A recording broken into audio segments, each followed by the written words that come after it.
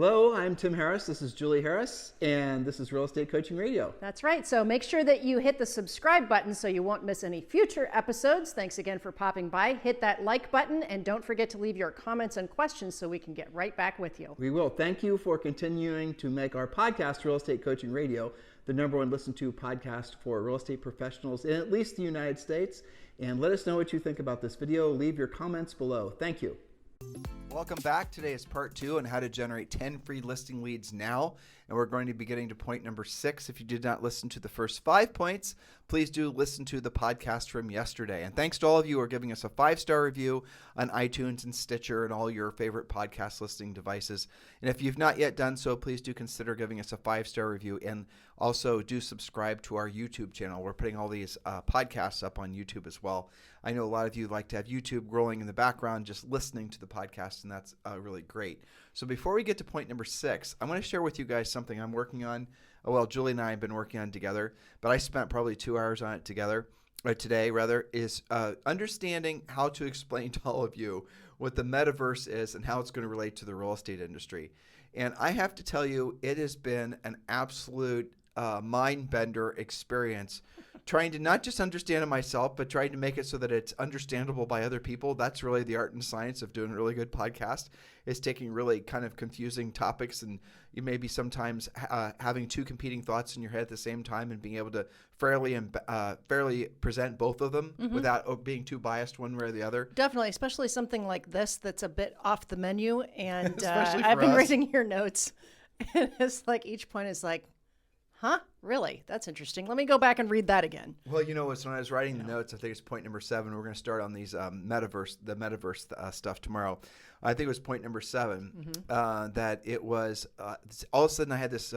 Remember, hey buddy, you want to buy the Brooklyn Bridge? You guys remember I that? had that same thought too. Like, I if know. you like this, I've got some land in Florida for you. Exactly. Do you now? Some of you, this is I They don't have know. no idea what we're talking Well, about. I don't know that people even still understand that, but the gist of it is like, supposedly this story is in something like the 1920s or 1930s or something like that, or 40s, who knows. But there was somebody that was, and he eventually got caught, was essentially selling and reselling the Brooklyn Bridge, but not for real. He was just essentially a con man that was selling it to other people. And the story goes that the police would be on the bridge seeing the supposed new owners surveying where they were going to put up tolls so they can start monetizing their new investment, the Brooklyn Bridge. And evidently this guy was so successful at this that he sold the Brooklyn Bridge in what, if inflation adjusted, would amount to like tens of millions of dollars. So as I was going through these points... Good salesperson, though. Well, I guess. I But as I was going through these points and I was writing all this down, especially exploring how virtual real estate transactions are happening, how there's virtual architects, and how there's like Ralph Lauren just basically got in the metaverse. Just writing all this down and studying all this, it really does feel like there's somebody on my shoulder going, "Psst, hey buddy, want to buy the Brooklyn Bridge?" I believe this. Despite that, I think we're going to present you guys a fairly fair and balanced approach to understanding the metaverse, because it is here. And Julie and I just returned from an EXP event, and I can tell you right now that if there's going to be a real estate brokerage that is going to be ahead of the curve in getting onto the metaverse, because it is real, despite the fact that at my age it's sort of hard to wrap my mind around it at 50. But the reality of it is going to happen. It is real. I look at our daughter Zoe. She's in 2nd grade, and I see her playing Roblox, and you guys who have little kids, Roblox, whatever, it's the stupidest game ever. I Is know, what it it's is. so dumb. And the graphics are terrible. Everything about it's just awful. But it is so immersive and addictive that she just, we have to essentially hide her iPad so she doesn't play it all the time. Absolutely. And so when I see that, and I'm not a gamer, neither is Julie, but when I see her playing that, it makes me realize this whole metaverse thing, especially considering the technology that's coming. Again, I don't want to, give you guys too much information. That show starts tomorrow. But when we have, again, studying all this, I can completely understand, assuming the technology happens as fast as what people are saying it's going to happen. If you can essentially have a one-for-one experience where it's distinguishable but virtually not distinguishable once you put on your VR headset, once you put on your full body haptic suit, you're going to be able to feel wind blowing on you. You're going to be able to feel human touch. You're going to be able to hear things. You're going to be able to have a literally immersive an experience that is almost one for one to real life. And going back to Zoe playing, I call it Snot Blocks, but Roblox, what is it? Roblox. Oh, so dumb. Anyway, I see her playing that and how addicted she is to that. I can just imagine what's going to happen to humanity as soon as these metaverses actually sort of sort themselves out and they're clear winners. But again, we're going to drill down all that starting tomorrow, and it's been a real interesting experience in science fiction meets reality. I know. I read your notes and I'm like, I want to say, okay, the metaverse, it's real, except it's not real, except it's real. Like, how do you even explain that? So we're going to try and take you guys through that, and it certainly is an evolving thing, and I'm sure that we will have future podcasts as well as it develops. But in the meantime... Meanwhile, back to reality. Back to reality. So how to generate 10 free listing leads now, part 2. Julie Harris, point number 6. Yes, point number 6. Again, we have been talking a lot about utilizing 1-800-HOME hotline, how to use your sign, how to use home brochure boxes. And before we get to point number 6, Tim, I had a round of coaching calls today, as you know, and it did occur to me that due to so many years of such high velocity of sales, things you've listed and they sell quickly, that even our most experienced agents have gotten a bit out of touch with the fact that every listing you have should be treated like it's its own lead generator, its own business, its own just endless supply of self-generation of leads. So, because I had a lot of conversations like that today, and it's because, if you know that you're going to put a sign in the yard, some of them don't even do that anymore, but you put it in the MLS, it's probably going to sell by this weekend.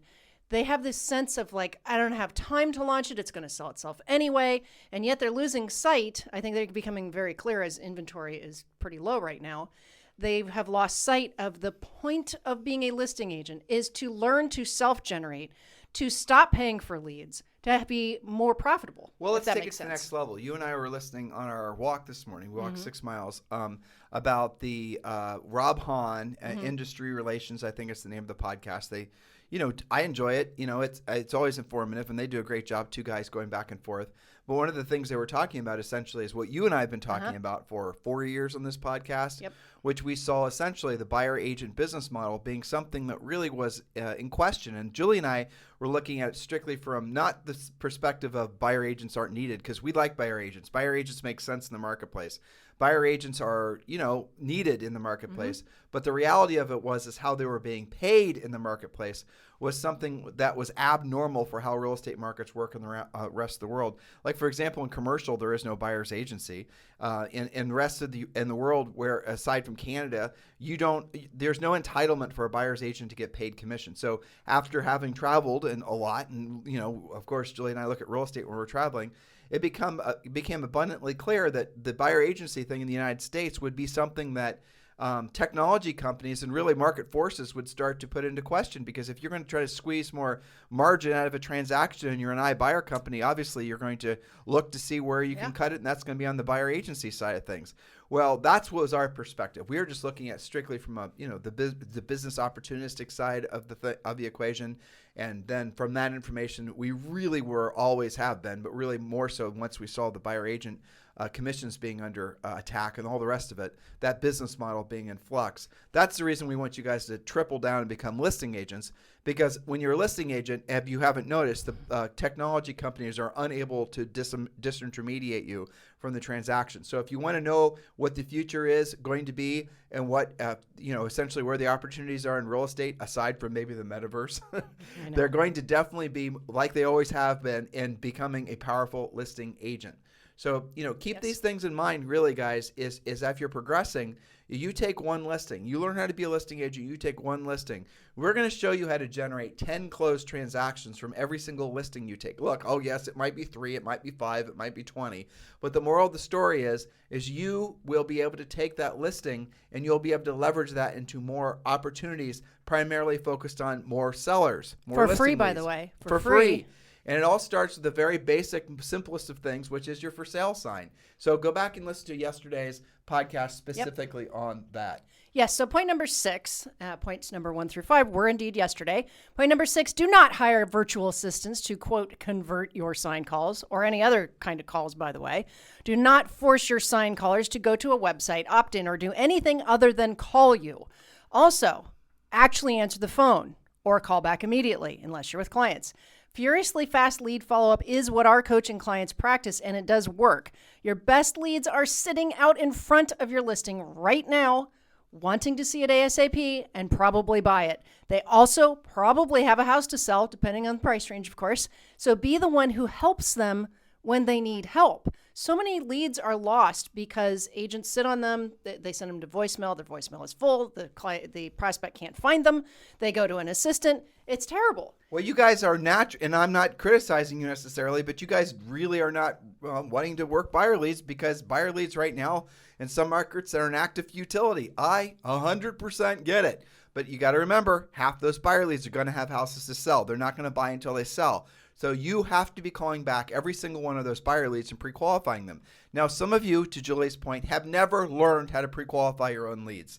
You think you know how to do it, but you don't. You know how I know? Because you're not good at it based on how many listing leads you're pulling from your sign calls. And remember, if you don't have any listings, you can borrow somebody else's listing, because chances are there's agents within your same brokerage that aren't using signs. Go back and listen to yesterday's pod about that. And with their permission, you can put your sign in their yard. I'm not suggesting you do what Zillow does and pretend it's not, their listing. You obviously want to be honest about that. Use their listing, maybe even use their sign in their yard, but put at the top of the sign your 800 number for 1-800-HOME-HOTLINE.com, and that's going to generate lots of buyer leads for you. But really, the bottom line, guys, is the best buyers are always driving the neighborhoods. They're not online. Remember that. That is not changing. In a market like this, that's becoming even more true. If you're sick of losing buyer sales to the buyers buying from the listing agents, well, then do what the listing agents are doing. Become a listing agent and be where the buyers are, which is sitting in front of the prospective houses that are for sale. And answer your phone when they call. Yeah, well, furiously fast lead follow-up. Seriously. You said, wait, they will answer your phone. What's going to happen nowadays, if you use 800-HOME-HOTLINE.com, you're going to call them back. The calling them back when they're not expecting you to call them is secret sauce, especially if they're prospective sellers. You have now transcended way past, and we didn't talk about this much yesterday. We were always talking about how to generate more essentially seller leads from the people that are calling off your listings presenting as buyers, using our script to pull out the prospective seller leads. But you got to remember too, if those are sellers and you're the one that's calling people back furiously fast and you're pre-qualifying them, there's an excellent chance that when their house does go for sale, especially if you use our script, you're going to get the listing for no other reason than you were impressive to them when you actually called back urgently, furiously fast after they called looking for information on the house. You guys get this? They love it when you call back. If you want a USP and differentiate yourself, it's not your damn TikTok videos. It's the fact you're actually doing your job at a high level. It's not your brand. It's the fact you actually called people back. That's what's going to blow people away. Yeah, and you know what? That's something that every single listener right now can get good at. Okay? Make the commitment to calling people back. But use a script, guys. Don't wing it.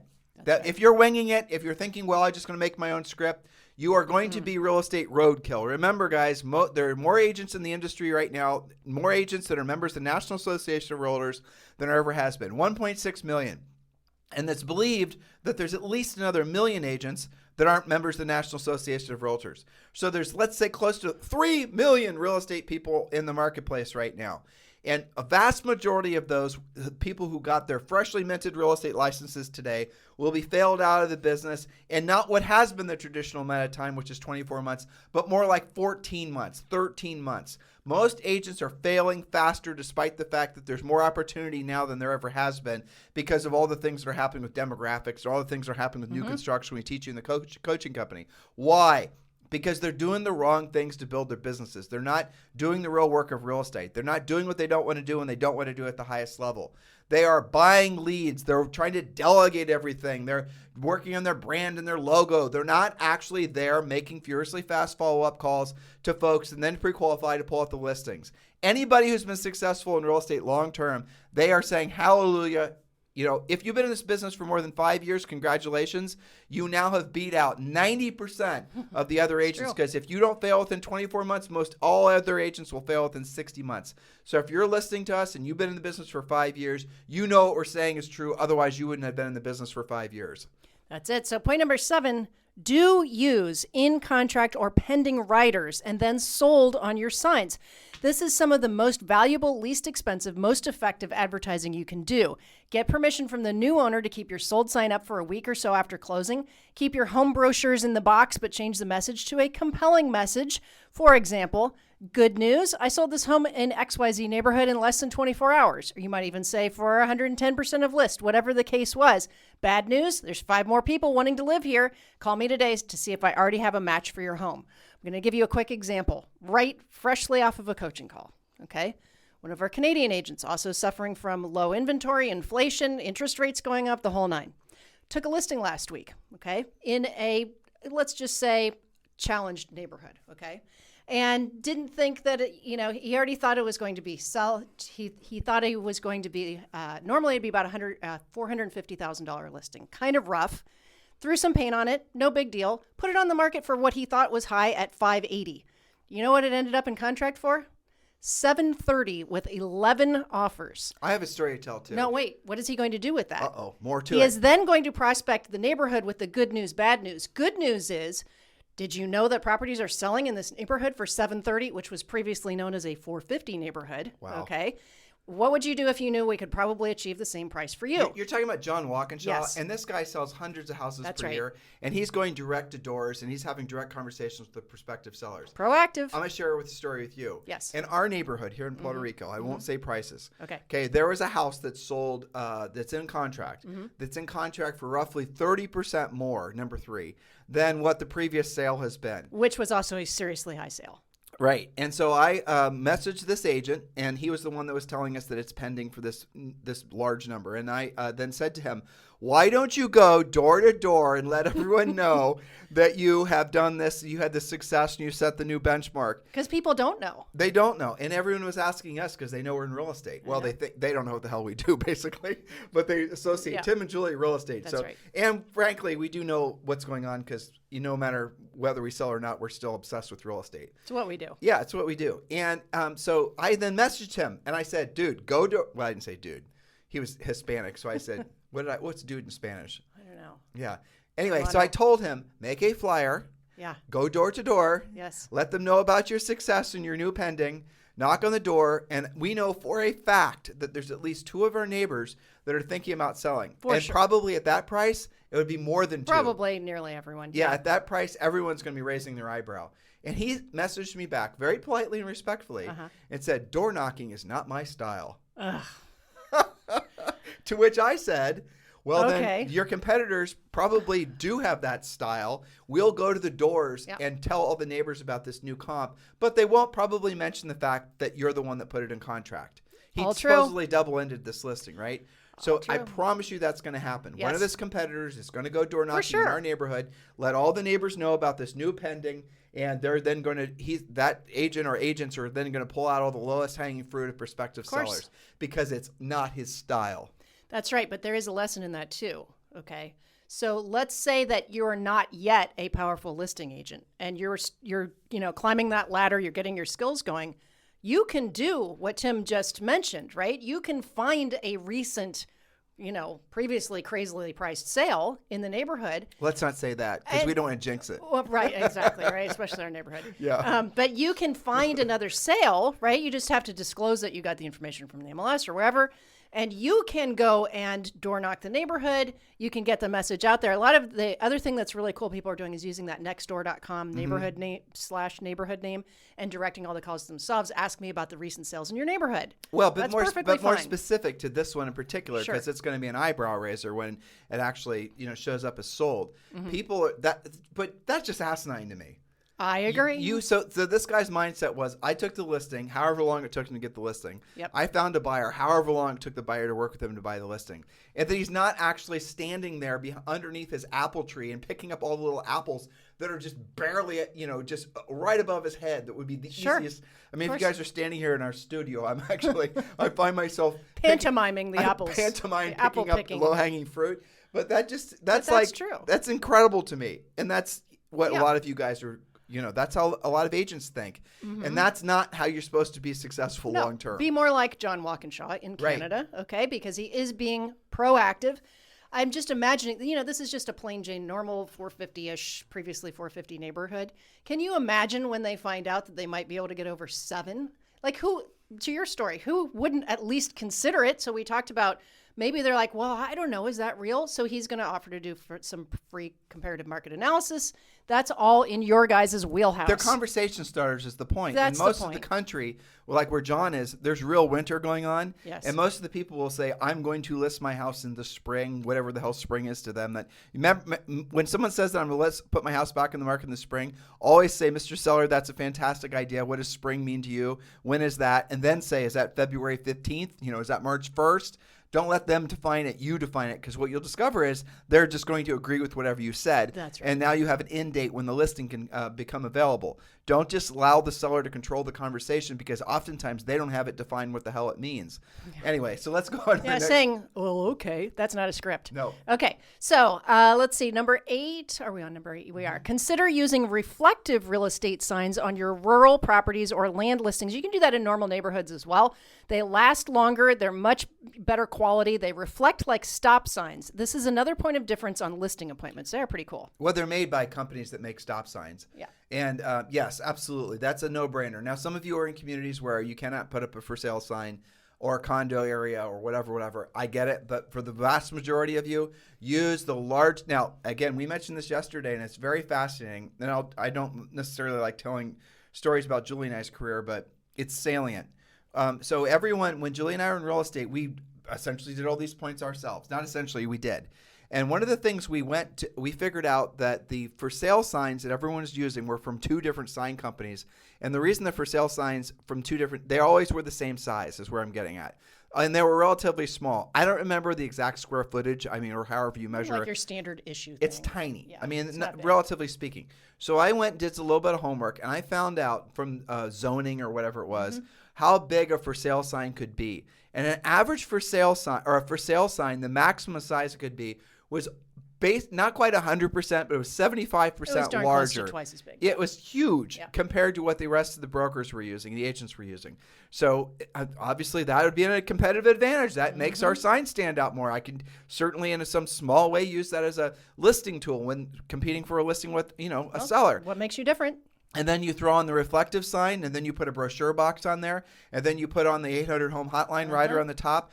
And the average agent doesn't even talk about their sign, let alone use a sign.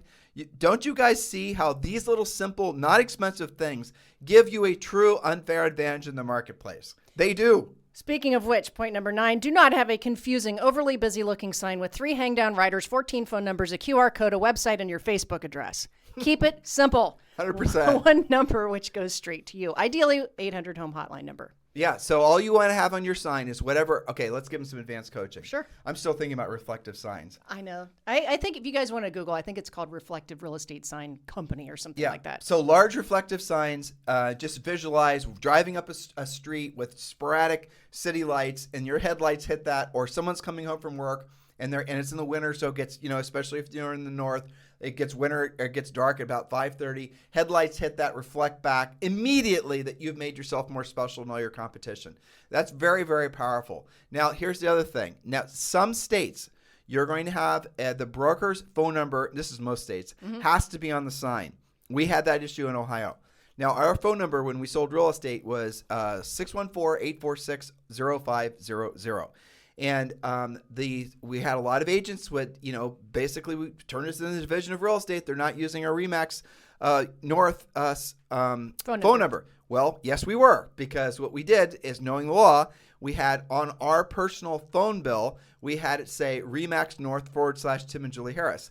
And the phone company did not care, and so they put both of our names on the phone bill. And so when we got turned in, we were able to show them what the phone bill said, and we never had that issue again. So if you're in a state that does have a requirement for the broker's phone number to be on the sign, it might be broker of record phone number, broker whatever. That's just semantics. Get it changed. Now, the phone number that you put on the sign, it should be your cell phone number, and if you're in a state where it has to be the broker's phone number, I just told you how to change it. You're probably going to have to get it registered with the state so everything's completely kosher.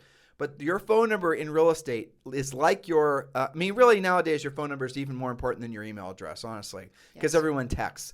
but your phone number is going to be something that you want to take with you that is your phone number. Because if you decide to go from ABC Brokerage to, join Julie and I over at EXP, for example, you're going to want to have that phone number that you take with you, because most people are going to have your phone number stored in their phone, tagged to your name, and that is their own personal CRM right on their phone. You guys get it? Of course you do. By the way, if you guys want to join Julie and I at EXP, if you're ready to join EXP and you're looking for a sponsor that'll be proactive in your success, Julie and I are formally applying for the job of being your EXP sponsors. You can, guess what? Text me directly at 512-758-0206, 512-758-0206.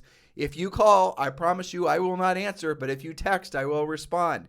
512-758-0206 if you're ready to join EXP. So on your phone, on your sign, just have your cell phone number ideally, and if it can't be your cell phone number for whatever, another phone number that you control. And like then 1-800-HOME hotline. And then on the rider, have 1-800-HOME hotline.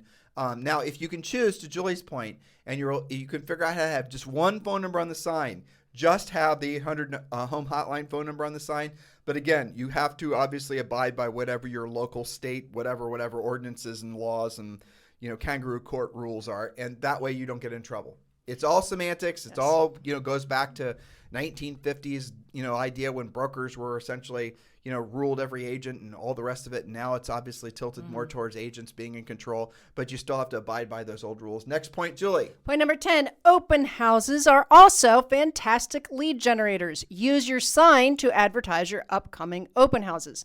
Use inexpensive bandit signs, as the corrugated kind of plastic type ones, to direct traffic to your open house, and door knock the homeowners whose yards you're planting signs in. Ask them who they know who you should invite to your open.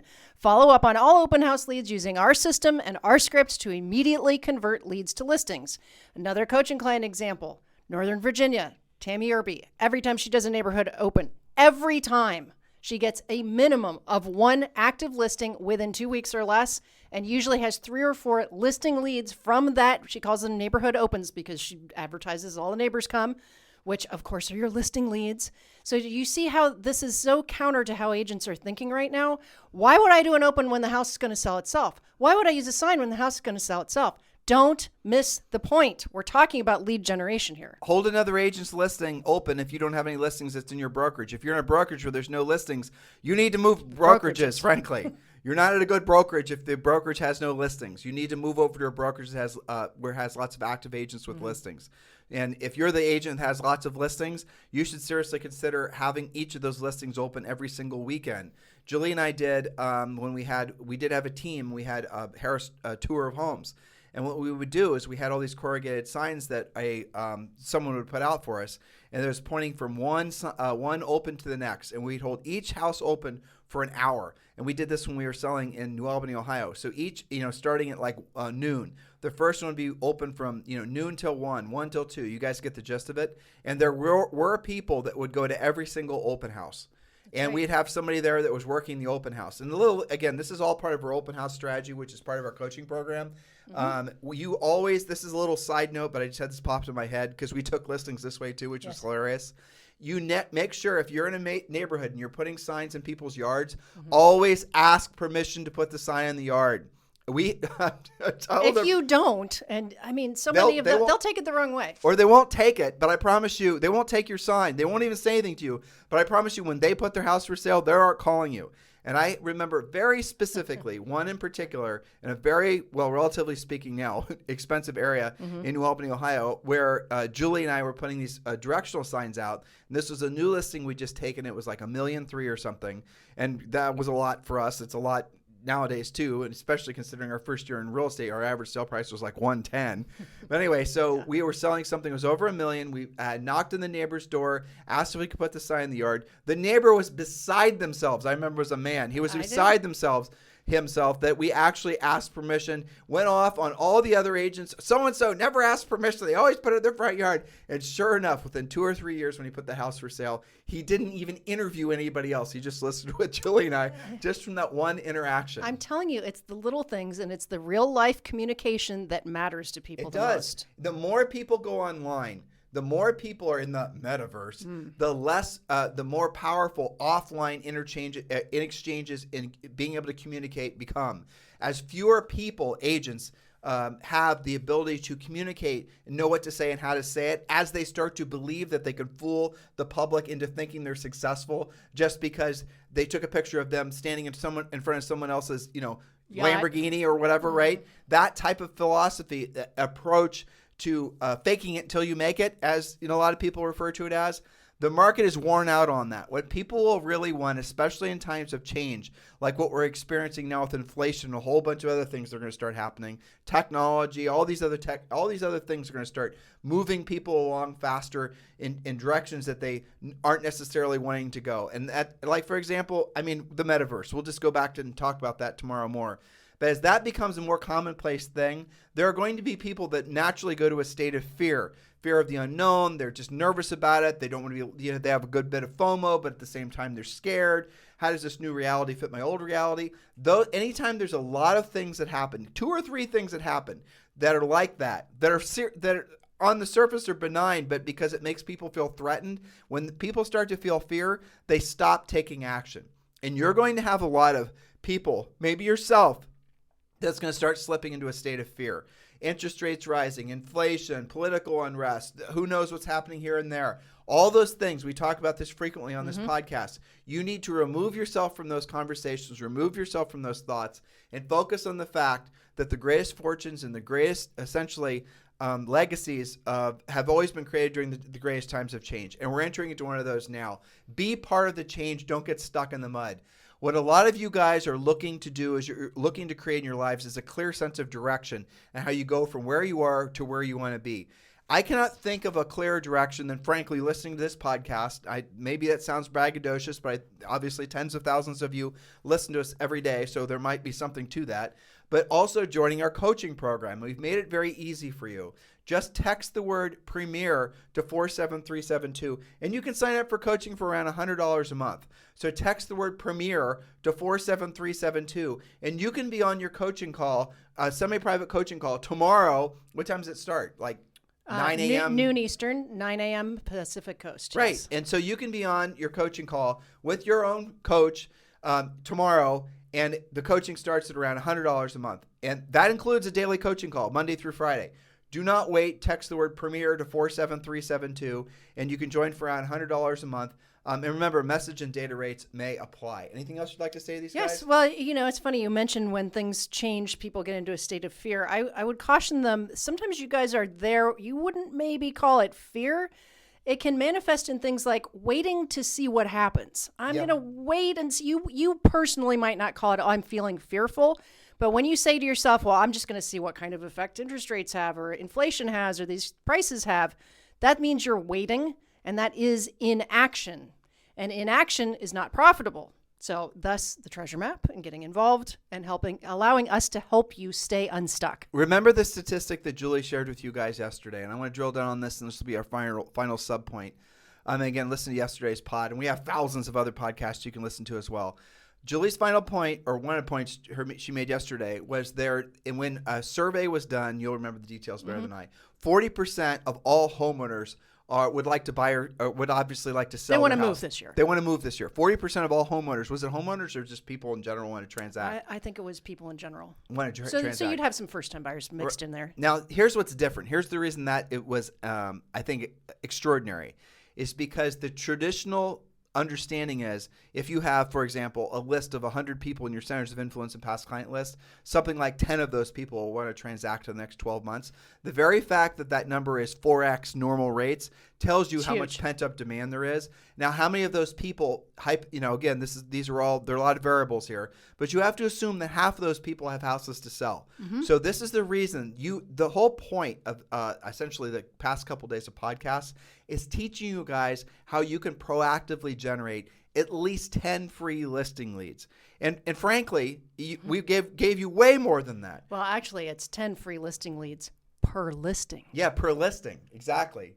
And again, if you don't have listings, well, at this point, it's your fault. So learn how to be a listing agent. Get some help. That's what we teach you how to do. And Julie shared with you another statistic yesterday that, well, how many, I'm quizzing you on stuff you probably won't remember. How many new construction houses are supposed to be? 1.6 million. This year? Yes. And last year, there were a total of less than 6 million total transactions. 15.6% less. Okay, so the moral of the story is there's tons of inventory out there. You just need to learn how to go after it and find it. There are thousands, millions of sellers out there that want to buy or sell this year.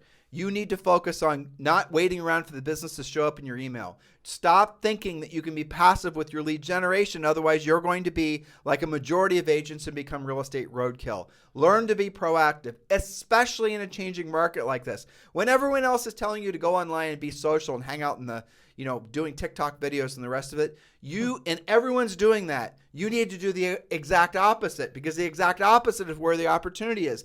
The other ideas are oversaturated. We talked about this again on previous shows. Sorry for saying that a million times.